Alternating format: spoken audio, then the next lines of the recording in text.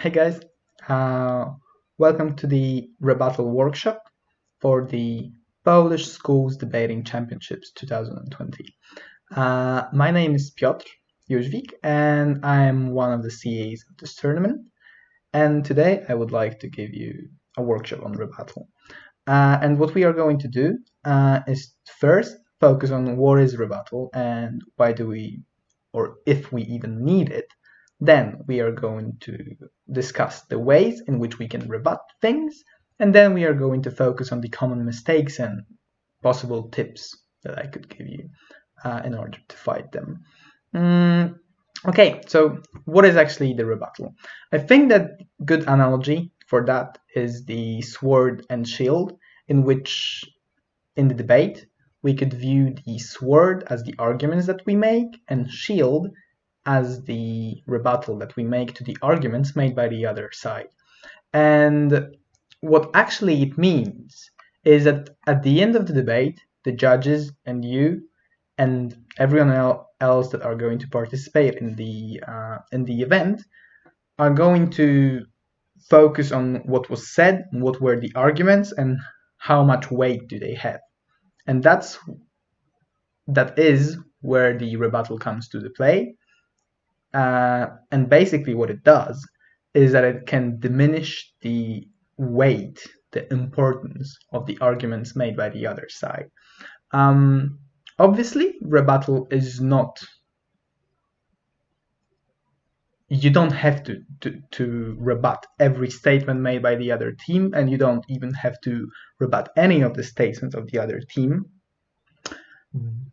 But it is highly unlikely that you're going to win a debate without any rebuttal and with only focusing on your own case, especially given that the other team is probably going to rebut your cases, which is then in the end is going to make your cases weight less in comparison to the ones that were presented by the other team, which could in the end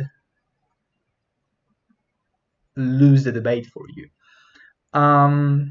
Yeah, and I think that important thing to first say is that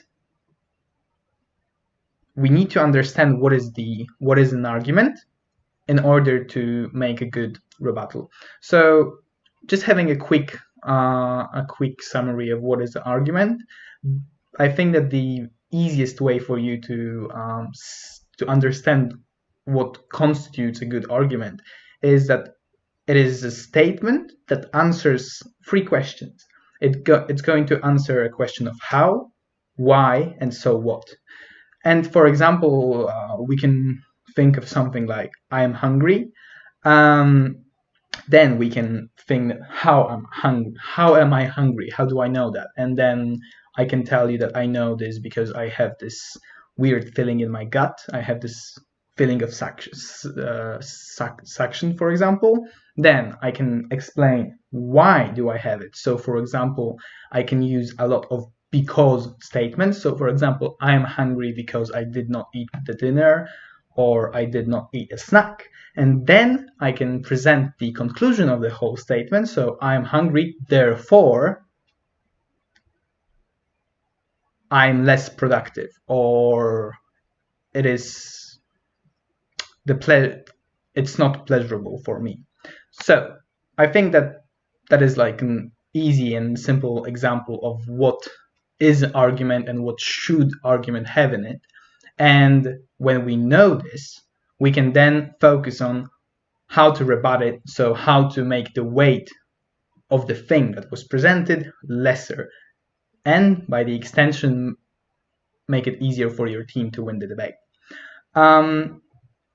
So the first and foremost, the most important thing in order to have an effective rebuttal is to follow the golden rule of debating, which is just listening and listening to what the opponents are saying, and presumably also to what your team is saying. Because even if you are going to have the whole plan of the debate on the prep time, or for impromptu debates on the prep time, and for the prep debates you are going to just envision the whole debate beforehand, things can still be flexible, things can change, so presumably it's nice to know what your partner said in the debate, so you will not repeat after them and you will not waste your time and also theirs time, and you will work towards the goal of winning the debate instead of just standing at the standpoint in a still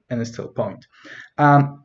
So first thing is to listen to what other people are saying, and at the same time try not to be dismissive. And I think that this is a natural thing, because the activity of debating just seems natural for you to assume that you are the one that has the knowledge and you are the one that has the truth in the debate, and whatever the other team is saying must be wrong because you must win the debate. So it's natural for you to assume that whatever they are saying is not right, is wrong, and sometimes you can even call it stupid. But I think that this is one of the things that makes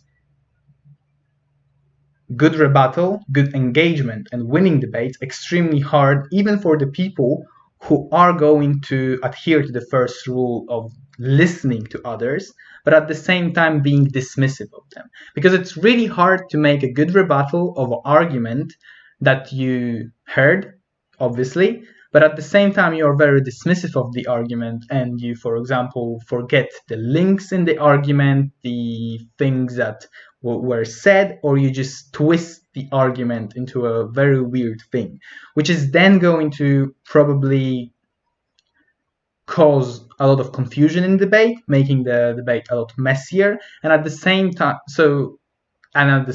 it's not really going to rebut the argument, so it's not going to lessen the impact of the argument made by the other team, thus not actually making it easier for your team to win. And that is because of two things. One is that by making the debate messier, it's harder for the judge to see what are actually the things that he should care about. And second of all, the judge is going to most of the judges are going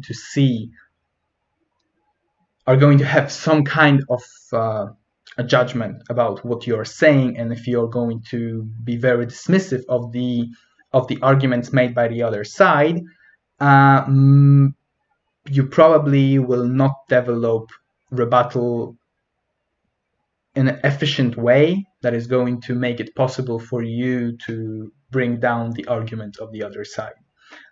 So first thing from this workshop for everyone listening and wanting to improve their debating and their rebuttal of the arguments of the other team, so the shield that you wield, is to just listen and not listen in a dismissive way. You always need to try to think about what the other team is saying and try to see it in the strongest version possible. So even if the other person, for example, let's assume that there is a debate on this house would ban zoos, and the first speaker of the proposition is going to give us an argument saying that we should ban zoos because we believe that the animals are suffering. And at that point, when you are the first speaker of the opposition, you can either be okay, so we just don't think that they suffer, and make a full stop there and not prolong the rebuttal. But at the same time, you can presumably think of that maybe the first speaker, for whatever reason, did not develop this argument well enough, and it's probably going to be developed further down the line by the other speakers. So what you can do is to just see before this. You can see the crux or the premise behind this argument, which is then going to make it easier for you to actually make a rebuttal that would address this stuff. So in the example given, that would be that the animals are actually suffering because of the conditions that they have in those zoos, and they are suffering because of the imprisonment or the bad behavior of the caretakers, for example. And then working on rebutting this thing, which actually has some kind of logical links between the lines, could actually make a more substantive rebuttal for you, even in a situation in which the first speaker of the proposition did not give you enough material to engage with in a meaningful way. Obviously, this is just an exaggeration and it's probably not going to happen in a real debate, but what you need to understand is that it's always better for you to engage with the stronger version of the with the strongest possible version of the argument made by the other team, and that is for several reasons.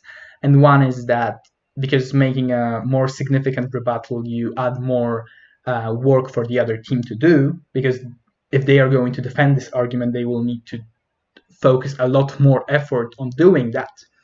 And second of all, is that you need to and second of all, by doing so, you present better quality of rebuttal, which automatically makes your team more likely to win and score high speaker points. So you win both on the ballots and on the speaker points, which can be very valuable in terms of the competitions, like for example, Polish championships. And the second thing the second thing, except listening in a non-dismissive way, is to get the hang of ranking the arguments and judging their value. And I understand, and what I mean by that is that there are going to be, in every debate, you have one topic, 3 speakers, 4 speeches, and every debate is going to be to last for 1 hour, presumably. And obviously, if you were given an argument and 1 hour for an argument, probably there is no argument that would not be possible to rebut. But what is really important is that in all debates and all formats of debates, not only in school debates, you are time restricted. So what is really important for you is to listen to what is happening in the debate, and not listen in a way that if the proposition speaker is going to say something and you're only going to focus on one part of the argument that they are saying, you need to focus on the whole and then see the point behind it. So then you can attack the actual logic or the actual argument behind what is being said. And to do that efficiently, you need to get the hang of ranking arguments. So it's obvious that you are not going to, because you need to develop your own case, you need to respond to the rebuttal made by the other team, and you need to rebut their arguments. You will probably not have enough time to deconstruct or rebut every statement made or every argument made. So what is really important and what is really hard to actually teach, and I think that most of the times you are going to learn this just by debating and just focusing on just having more and more experience in debating. It's going to be hard for you, but generally generally to help you with that, you should always ask yourself, is this the most important argument made in the debate, or is this the argument that is going to win the debate for the other team? And to give an example, for example, let's analyze a motion from previous Polish championships, so from 2019, and we have and we have for example, this house would privatize mining in Poland. So there is a possibility that the proposition would just go there and say two arguments. One of which would be that with privatizing mining, we are going to get more efficient mines because of the privatization and the free market. It's going to make the mines more efficient, so we are going to gain more money. And at the same time, they are going to make another argument that is going to sound somewhat like, with privatizing mining in Poland, we are going to make the mines more efficient, and probably they are going to be more eco-friendly. So we are going to save the environment. And now presumably it's not going to be obvious which one of those is going to be more important. And that's where the experience comes, and that's a completely subjective feeling, or by either having debated this motion before and knowing what are the possible clash points, or what are the possible things to say on both the topics. So, for example, the topic of the economical prosperity or the environmental one, it's going to be hard to judge which one of those is going to be more important. But what would be really nice for you to see is that, for example, presumably the effect on the environment is going to be bigger because of how toxic right now the mining in Poland is. So probably the impact on environment is going to be much larger than the impact that we can have on the mining and the efficiency of mining, and how efficient the mining of coal can be nowadays. And just by understanding that, it's easier for you to focus on the environmental argument and focus on rebutting that, which would then leave more time for you to develop your own case. And and that's basically the ranking or the weighting idea, in which you have those like plethora of arguments in the debate, and you need to focus on the ones that are actually important.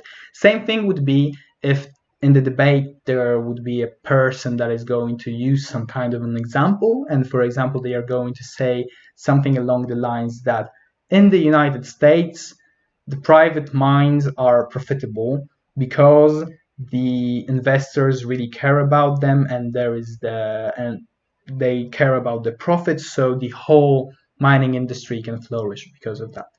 And the thing to understand here, so first you listen to what is said, and then you need to not be dismissive of what is said, because what is really easy for people to do is to say, oh, but there are also state mines in the United States, so what they are saying is probably not true.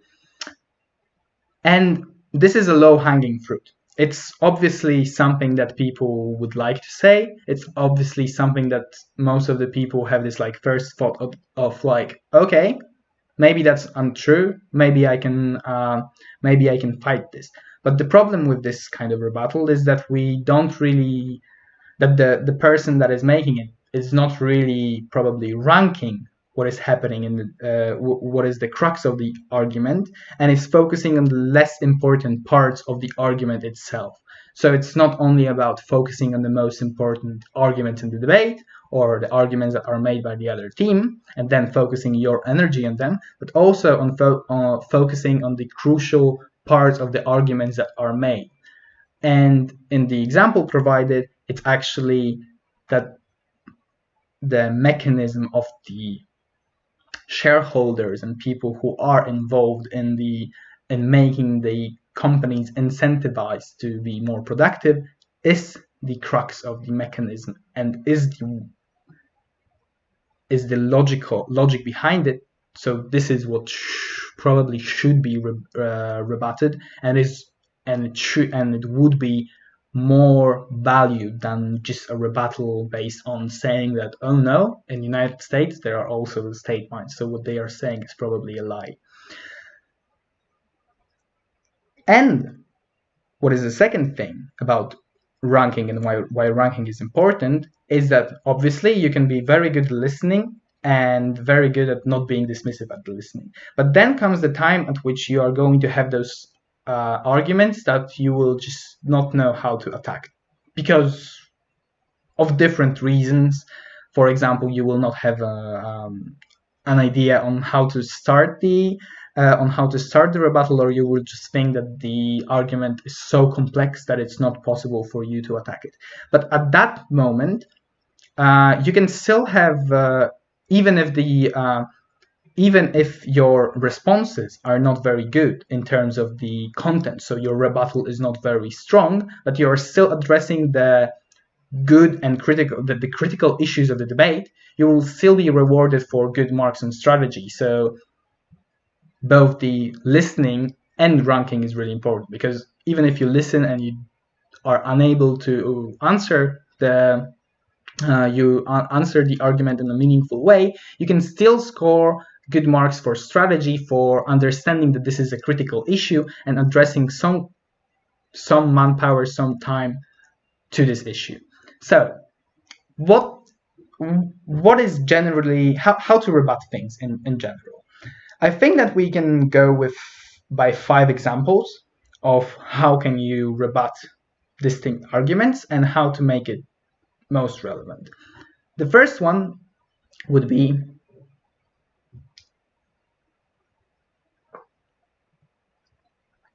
the first thing you can do is to show that something is not relevant for the debate.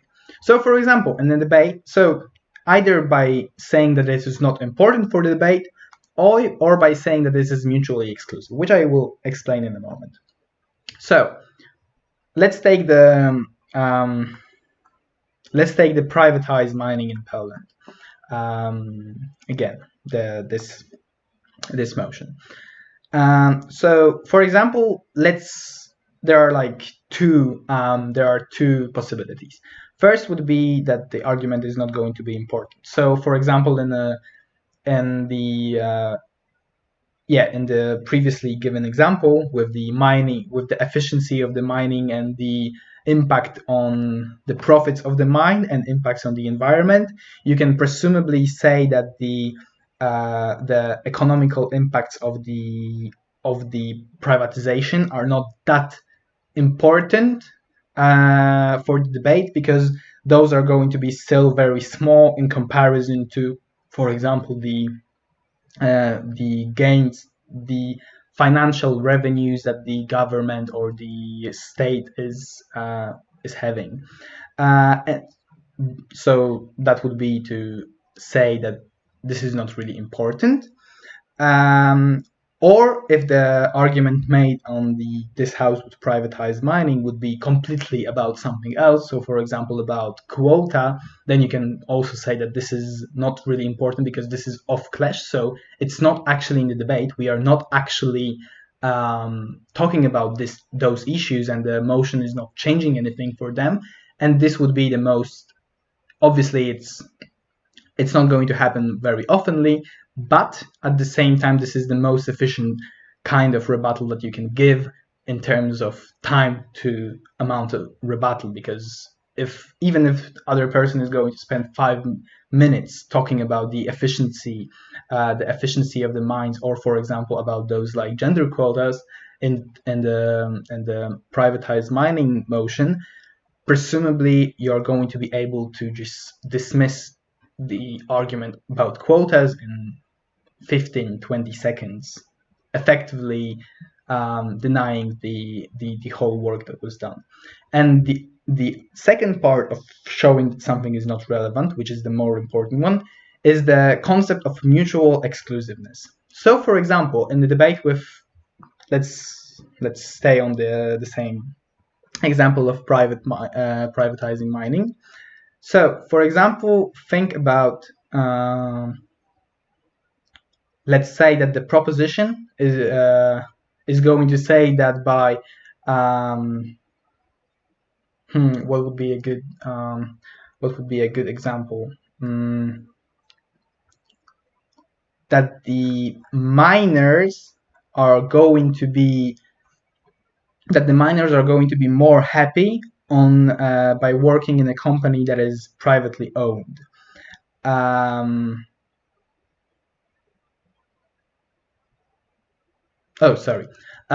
the miners are going to be more happy by working in a company that is privatized, because it's probably going to mine better things than the company is mining right now. So, for example, coal.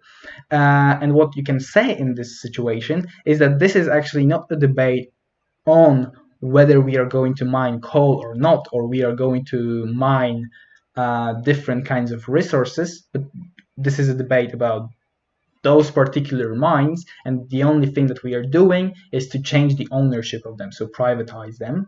And this is not going to impact what is being mined at the facility, because it's not really possible to just change the mine to coal to mine something else, given that the natural resources are quite landlocked. And that would be the mutual exclusiveness of the argument, in which we would show that on both sides of the debate, we are unable to affect this. So this argument is actually this is not really an argument that is going to affect either proposition or opposition, because on both sides we are still going to mine the same resources, we are still going to have the same stuff happening.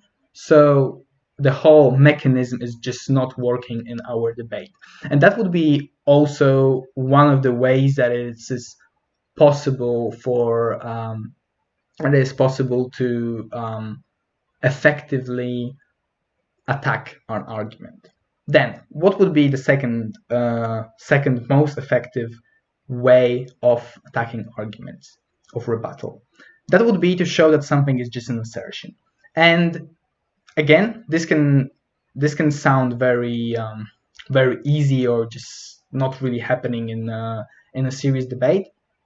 But when you think about it, people, especially in schools, will quite often say things that are just going to be assertions.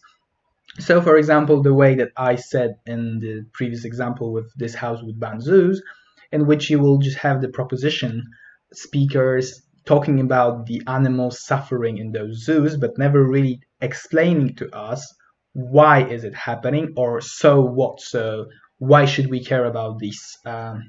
Why should we care about this suffering?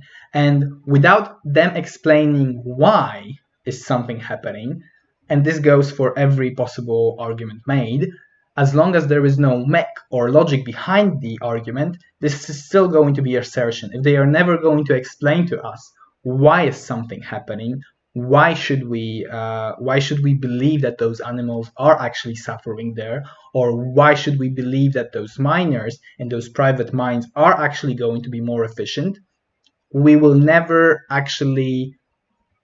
This is still going to be just an assertion, just a sentence that it's hard to give truth or false value based on the rules of the debating. So you can always point that, and by pointing that, you presumably the judge will notice that and will definitely credit you, given that this is true. The third effective way of rebutting things, and the most the most used one, is to attack the underlying logic of an argument.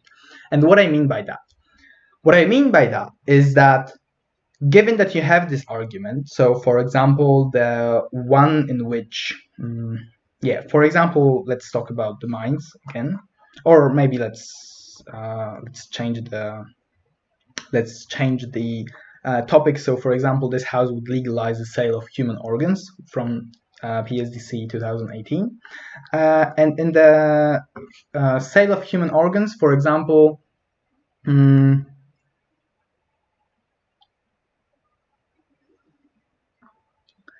there could be an argument made about So we believe that given that the sale of human organs would be legalized, it is going to be the whole process is going to be better for other people in ways that are not going to exploit them. And what we mean by that is that with legalizing the whole process, we are going to see official companies taking place and being created and starting to work on the sale of human organs, and that would probably mean that the people who would sell those organs are going to be in some ways regulated and are going to have better healthcare, and they are going to not have any drawbacks of sale of human organs that is happening right now on the black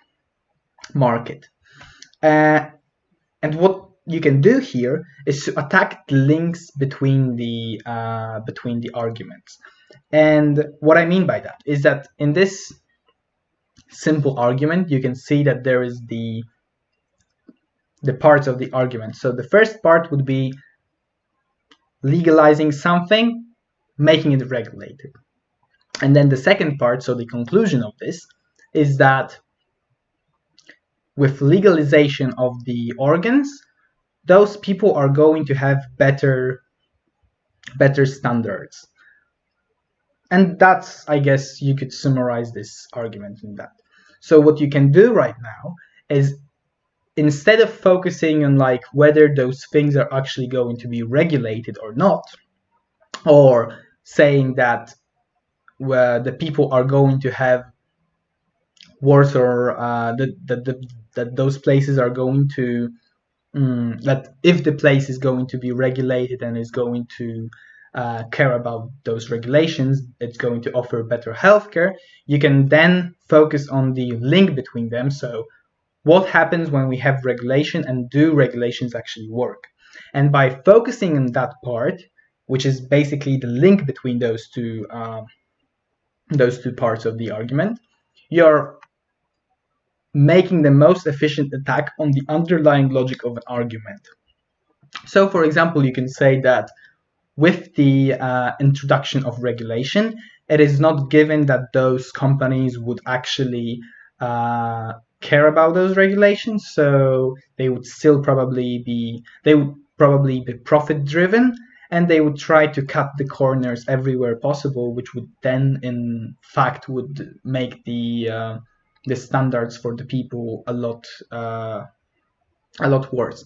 Obviously, this is just an example, and I'm not saying that this is the perfect argument to make, but I'm just trying to show you, visualize to you the ways in which you can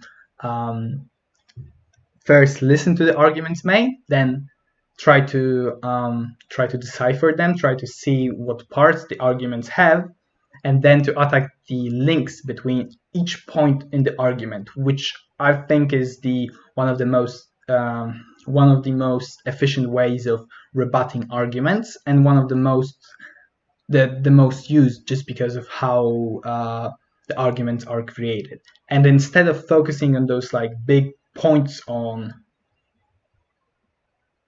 if the regulation is going to if the legalization is going to lead to the regulation, or is a better hospital going to give you better healthcare, to focus on the links between them. So those hops that everyone needs to make in order to make an argument. So for example, the hop from me being hungry and my organism being sick. So what is the actual link between those? Because okay, I believe that I'm hungry. I believe that I'm hungry because I have this sick stomach or anything. My stomach hurts. But at the same time, do I really believe that my stomach hurting is going to lead to me, I don't know, dying or something terrible happening? And this link between those is the part that I think would be the easiest the most efficient for you to think about and to exploit. The fourth way in which you can rebut something is by using the by that logic example. An example of that. So, for example, assume that we are in debate about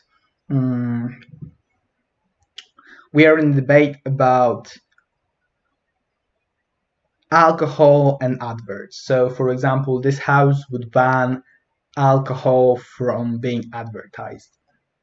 And what the opposition could say, for example, and that happened on a similar debate in the finals of World's University debating a couple of years ago, would be for them to say that with those ads, they are really important because this gives us the chance to talk about those issues, and this gives us the chance to normalize those issues and to then be able to tackle them, which could be true. And then what the proposition said in that debate was that they said that by applying that logic to others, to other places, you can then ask, okay, so by that logic, do you think that it's important for people to drink alcohol in public places so we can talk about it? Or, for example, by that logic, do you think that it is important for people to steal so we can, in public places, so we can then talk about it? And I mean, that team actually won the debate, and that's a big simplification. But most of the times, if you are going to try to listen to the argument made and try to sometimes think about it in a different setting and try to exploit the logic behind it, you can usually, without even disproving the argument, you can make it, in the eyes of the judge, ridiculous enough to be dismissive about it, or just to show the whole argument not to be valid or to have some faulty mechanism. And this is a particularly good way of exploiting some of the arguments that would be really hard to attack in a different way, but with this by that logic, which you can even use in a point of information. So, for example, in those 15 seconds that you can steal from the other person, you most of the times, if the by that logic statement is going to be sufficiently made well enough, you are able to take this point or to rebut the argument made by the other side, thus effectively making it easier for you to take the win in the debate. And then the last thing you can do, if all else is going to fail in the debate, is to just outweigh the argument and mitigate it in a way. So this is basically two things.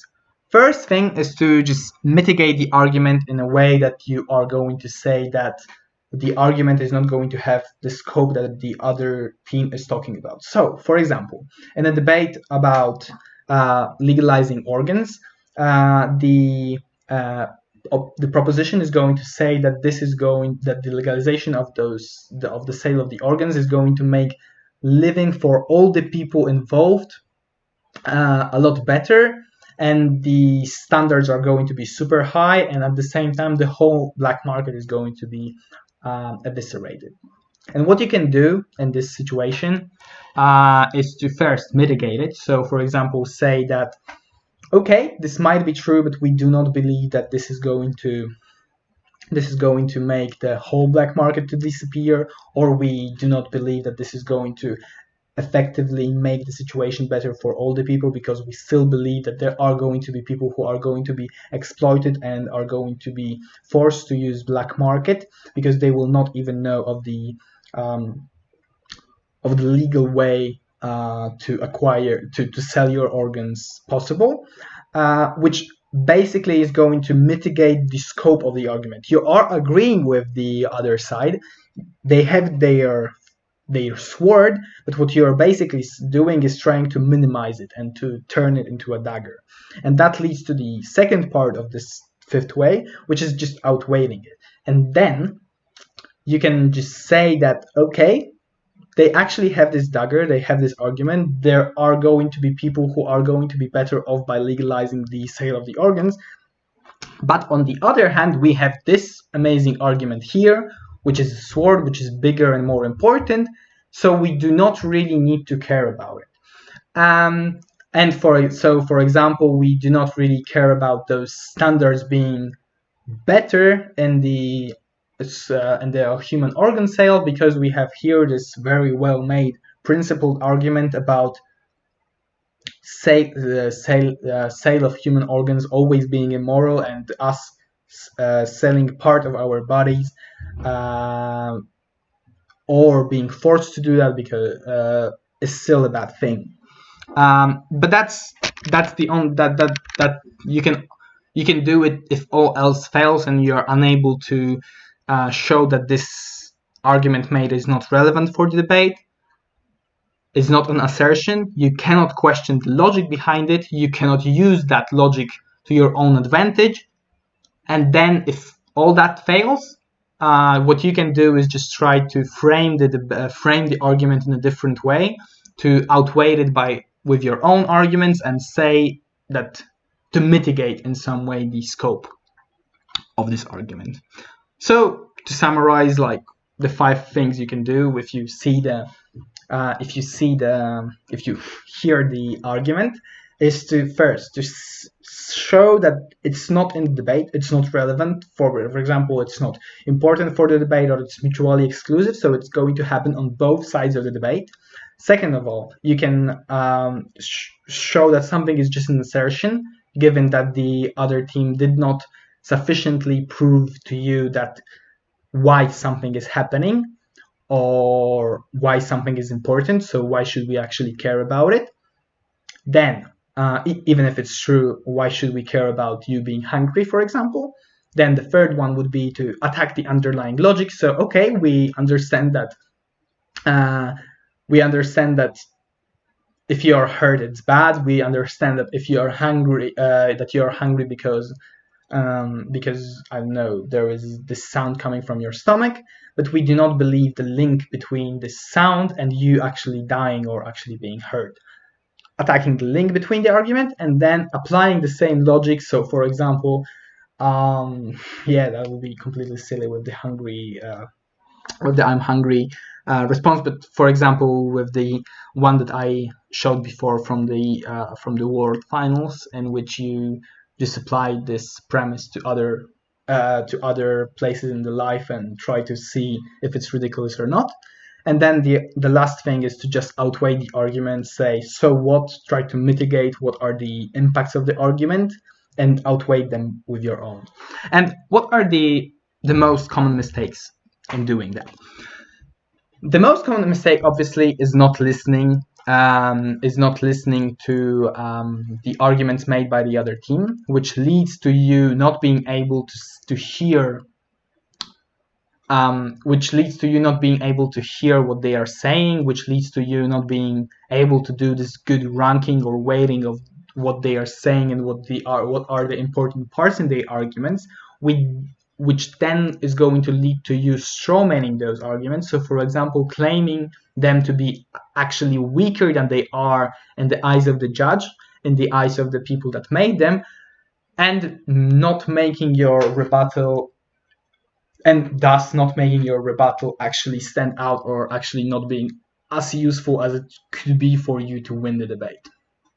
And obviously the tip here to avoid this is just focus on actually listening to your opponents and to actually not listening to them in a dismissive way. So obviously it's very easy for you to listen to the first 2 sentences of an argument and then try to write a response to that.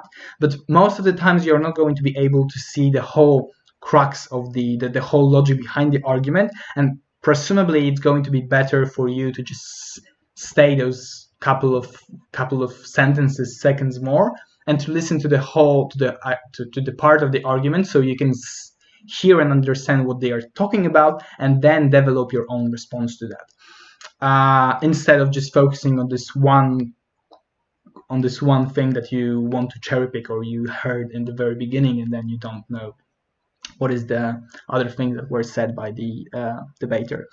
And then the second problem would be to get into the ping pong examples thing. And that ties to the thing that I said before about the United States example with the state mines and private mines. And obviously, and what I mean by that is debating is actually about comparing the logical statements that each team makes, and it's very hard for the judges and for the whole debate to adjudicate the debate and to give any meaningful adjudication and to be able to rank the teams if they are just going to ping pong examples, and for example saying that in Sweden we have state healthcare, in Poland we have state healthcare and private healthcare, but in the United States we have private healthcare and some state healthcare. And then just saying that private healthcare works because it works in the United States, and then someone else saying, oh, but it doesn't work in Poland, and then someone else is going to say, oh, but it works in another country, and then the other person is going to say, okay, but in Norwegia state healthcare works. And by going into those like ping pong of examples, we are not really reaching the logic behind those things, so we are not really getting any arguments as an adjudication panel, and it's really making the whole debate messier for us and harder for us to adjudicate. And obviously we all found ourselves in those situations in which we just know that something that is said by the other team, some example given, is not true, and we just want really badly to just disprove it and just to focus on that. But usually what it leads to is us focusing on just this one example instead of just focusing on the logic behind it. Not rebutting the logic often leads to us just losing the debate, because we are, as I said before, we are not ranking it in a good way. We are not ranking the arguments made in the debate in a good way, and we are then losing our time doing things that should not be, that we don't really have time to do. And we need to remember that in the official rules there is that in deciding the strength or weakness of an argument, judges should not be influenced by their own personal beliefs or specialized knowledge. So the more specialized and the more abstract the examples get, the less likely they are to even mean anything in the debate, because obviously it's easy for a judge to say if whether the sun is black or yellow, but it's going to be harder if someone is going to use some very specialized knowledge that they have been Googling for this prep debate for the last 2 weeks. And obviously this is a very nice thing to have. This is going to probably boost your style and dramatically, but you always need to have this kind of balance of complexity of the examples that you're giving, and balancing the amount of examples with the underlying logic. And the other thing to note, a common mistake, is to not rebut the rebuttal of the other team. So one thing that is, I guess, quite obvious for most of the people is to rebut the actual arguments made by the other teams. But then a lot of the people are going to forget about rebutting the actual rebuttal the other team gives to your team. And obviously, most of the teams just think that the third speaker is going to do this, and the third speaker is going to respond to the responses given by the other team. But truth is that he only has 8 minutes, and he's not going to probably also remember everything that was said in the span of the last 3 speakers in terms of the opposition third speaker. So it's always good to respond to for example, if you are the second speaker of the opposition or you are the second speaker of the government, to respond, to not only rebut the positive material made by the other team, but also to respond to the responses that they have given to us, to your team, thus making it easier for the third speaker to focus maybe on the more important things and not to miss on the things that he missed just because he needs to respond to basically rebuttal from up to three speakers. And I think that the last tip I would like to give you is to try to structure your rebuttal. Like the rule of multiples. So basically, it also works in creating the arguments, not only in creating the rebuttal. But if you are going to, for example, say that, okay, so the other team said that the privatization of mining is going to lead to more efficient mines. Here are 3 reasons why this is not true. And just by saying here are those 3 reasons, you are instantly, probably the judges are going to be a little bit swayed just because of the better style, of the better structure that you are having. And at the same time, you are going to help both them to understand what are the responses you have for this, because you will need to structure them in those like 3 distinct points. And at the same time, this is going to make it easier for you to understand what actually are you going to say.